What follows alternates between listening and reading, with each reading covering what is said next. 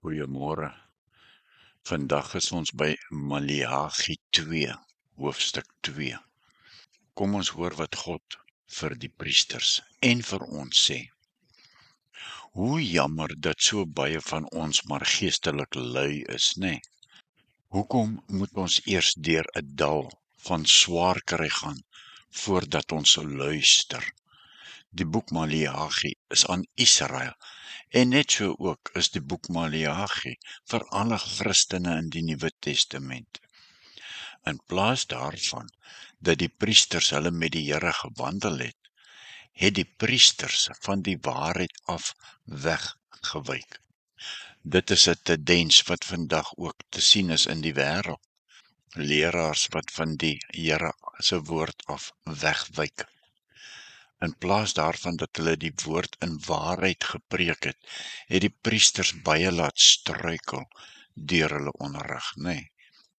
In plaas daarvan dat die priesters met ware geloof die Here gevrees het, hom liefgehad het en hom geëer het die priesters die verbond verbreek. Hoe staan dit met ons verkondiging van die woord van die Here in die wêreld?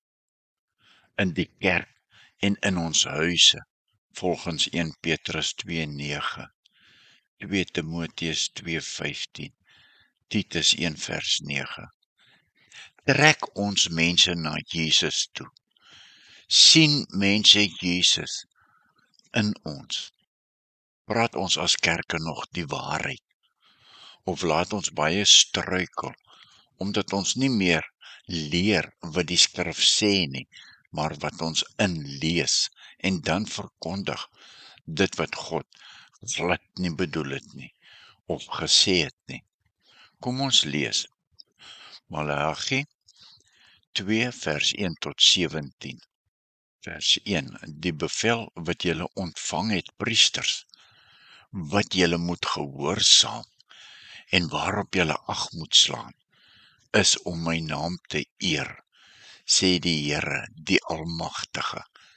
As julle dit nie doen nie, sal ek 'n vervloeking oor julle bring en 'n einde maak aan al julle voorspoed. Ek het dit trouens reeds gedoen, want julle het nie ag geslaan op my bevel nie. Ek sal sorg, sê die Here, dat julle nie 'n nageslag het nie. En ek, die Here, sal die pens mis van die diere wat deur julle geoffer word op die feeste in julle gesigte laat spat. En julle sal saam met die pensmis weggedra word. Vers 4. Dan sal julle besef dat ek vir julle die bevel gestuur het, sodat my verbond met Levi kan bestaan, sê die Here die Almagtige.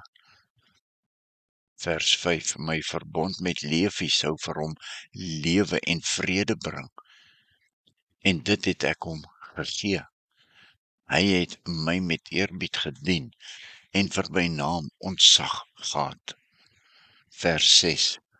Hy het die volk my wil reggeleer en niks verdraai nie. Hy het naby my geleef, heelhartig en opreg, en hy het baie laat afsien van hulle sonde. Nou ja, hier het ons gesien, God kom na die tempel toe en die doel van sy koms is om die verhouding met sy volk te herstel. Sy koms sal verseker dat die priesters die offer van regdoen kan bring en dat die gebede van sy volk weer verhoor sal word. As mense van die nuwe verbond mag ons weet, God het na sy tempel gekom. Hy het die oordeel op homself geneem. Daarom kan ons waarlik die offer van regdoen bring. Ja, die offer van dankbare gehoorsaamheid aan sy God se wil. Vers 7. 'n Priester moet met kennis kan praat. Daar word verwag dat hy die volk sal kan leer wat my wil is, want hy is 'n boodskapper van die Here, die Almagtige. Vers 8, maar julle het die regte pad verlaat. Julle het baie tot 'n val gebring, met wat julle hulle geleer het. Julle het met my verbond met Lewi geskend, sê die Here, die Almagtige. Nou maak ek julle ook verag en sonder aansien by die hele volk, want julle het nie my wil gedoen nie. Julle was nie onpartydig in julle uitsprake oor wat my wil is nie. Vers 10, ons het tog almal een Vader. Ons is tog deur een Gees geskep.